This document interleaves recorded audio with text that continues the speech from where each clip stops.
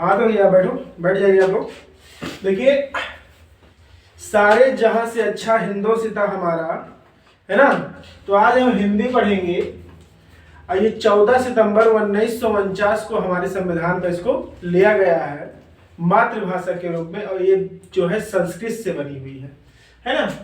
तो सबसे पहले हम भाषा जानते हैं कि भाषा किसे कहते हैं। भाई कोई बोलकर या सुनकर, है ना, जो बोले उसी को हम लोग क्या कहते हैं, भाषा कहते हैं।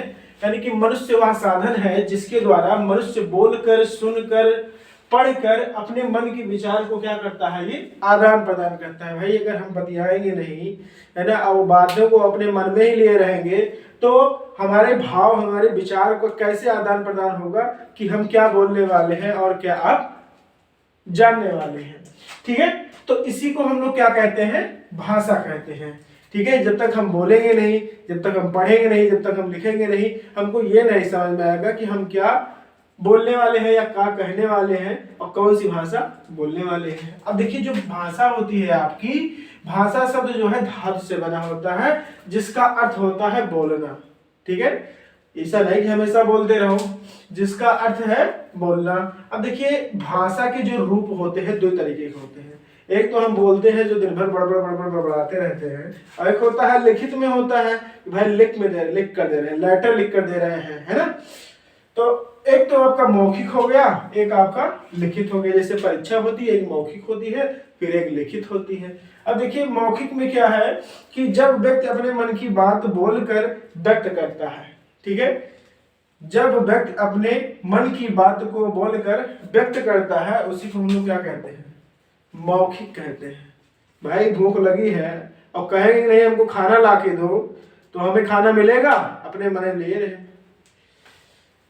दूसरा है लिखित। लिखित में क्या है, जब व्यक्ति अपने मन की बात को लिख कर व्यक्त करता है, उसी को हम लोग क्या कहते हैं, लिखित कहते हैं। कि एप्लीकेशन लिखना है तो अपने मन की बात को बताना, तो भाई लिख के वहां पे भेजते हैं, सब जगह बोल थोड़ी सकते हैं। तो जब व्यक्ति अपने मन की बात को बोलकर व्यक्त करता है, उसी को हम लोग क्या कहते हैं, मौखिक भाषा कहते हैं। और जब व्यक्ति अपने मन की बात को क्या करता है, लिख कर व्यक्त करता है, उसको क्या कहते हैं, लिखित भाषा कहते हैं, है ना। अब देखिए, आगे आपका लिपि। लिपियां किसे कहते हैं, देखिए किसी भी भाषा के लिखने की विधि को लिप कहते हैं, है ना। देखो पंजाबी है तो पंजाबी तरीके उल्टा सीधा लिख देते हैं, पता नहीं क्या बोल देते हैं। उर्दू में तो एक पाई खेल देते हैं, उसका भी अर्थ हो जाता है ना। अंग्रेजी में तो अंग्रेजी एक भाषा ही है।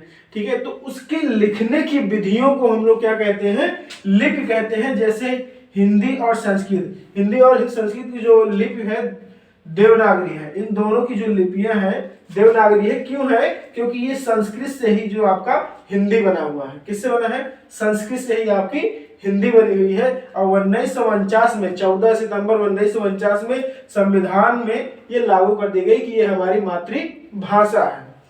अब देखिए, अंग्रेजी को जो लिपि है वो रोमन है। क्या है, रोमन है। पंजाबी जो है गुरुमुखी है।